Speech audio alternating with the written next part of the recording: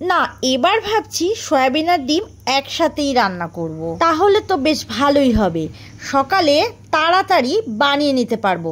তাহলে সকালে ও রাতে রুটির সাথে খাওয়া যাবে। দারুণ টেস্টি সয়াবিন ও আলু আর ডিমের এই রেসিপিটা তোমাদের সাথে শেয়ার করব। আর এটা খেতে যতটা সুস্বাদু, বানানো ততটাই সোজা।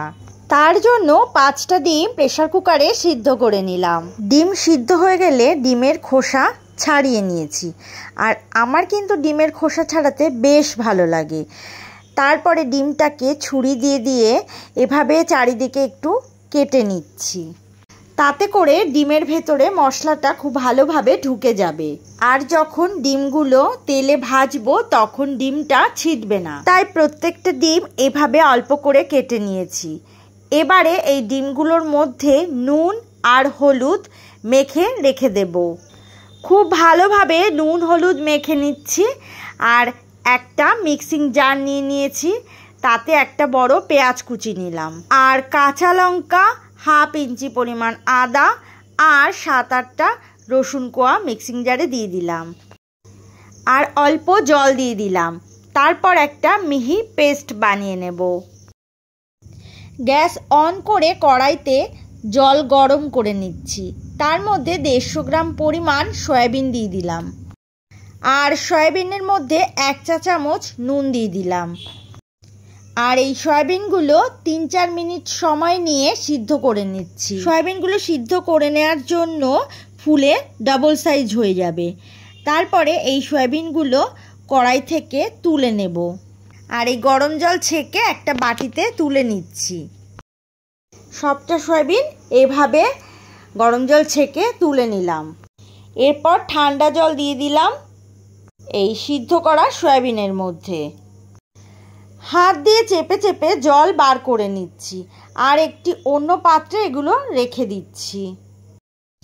এবারে এই রান্নাটা করার জন্য কড়াইতে দিয়ে দিচ্ছি সর্ষের তেল। আর গ্যাসের ফ্লেমটা কিন্তু লো টু মিডিয়াম রেখেছি। তেল গরম হলে দিয়ে দিচ্ছি 2টো আলু, কিউব করে কেটে নিয়েছি আলুটা। অল্প নুন দিয়ে দিচ্ছি আর অল্প হলুদ গুঁড়ো দিয়ে দিচ্ছি। তারপর খুব ভালো করে নেড়ে নিচ্ছি। আলুটা খুব ভালোভাবে ভেজে নেব। আর আলুতে যখন হালকা লালচে রং ধরবে তখন আলুটা তুলে নেব। কড়াই থেকে এভাবে ভেজে তুলে নিচ্ছি। এবারে ওই তেলের মধ্যে দিয়ে দিচ্ছি সিদ্ধ করে রাখা সয়াবিন। গ্যাসের ফ্লেম মিডিয়াম রেখেছি। হালকা লালচে করে সয়াবিনটা ভেজে নেব। একটু হালকা করে ভেজে নিচ্ছি। আর যদি এরকমভাবে একটু ভেজে নিয়ে রান্না করা হয় সয়াবিনটা কষিয়ে, তাহলে এর স্বাদ ভীষণই ভালো হবে। সয়াবিনগুলো হালকা করে ভেজে নেওয়ার পর তুলে আলাদা একটা পাত্রের মধ্যে রেখে দিলাম।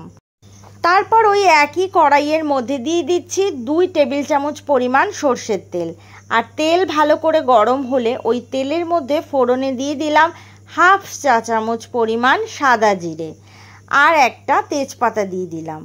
আর দিয়ে দিলাম 2টো এলাচ আর 2 টুকরো দারচিনি।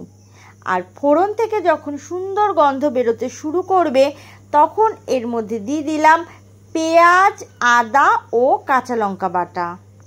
এবারে গ্যাসের ফ্লেমটাকে মিডিয়ামে করে দিয়ে মিনিট 5 সময় নিয়ে মশলাটা কষিয়ে নিচ্ছি। আর মশলাটা কষানোর সময় এর মধ্যে দিয়ে দেব স্বাদ মতো নুন আর 1 চা চামচ পরিমাণ হলুদ গুঁড়ো। আর দিয়ে দিলাম 1 চামচ জিরে গুঁড়ো, 1 চামচ লঙ্কার গুঁড়ো। তারপর এই মশলার বাটিতে জল দিয়ে দিলাম। এই সমস্ত মশলা একসাথে খুব ভালো করে কষিয়ে নিচ্ছি।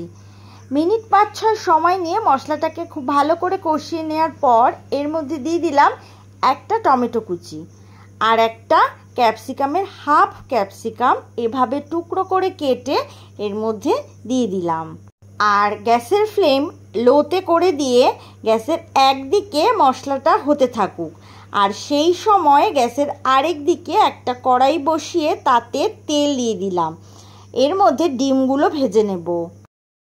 ডিমগুলো উল্টে পাল্টে ভালো করে ভেজে নিচ্ছি।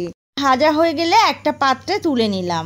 আর এদিকে মশলা থেকে তেল বেরোতে শুরু করেছে, তার মানে হলো মশলাটা হয়ে গেছে।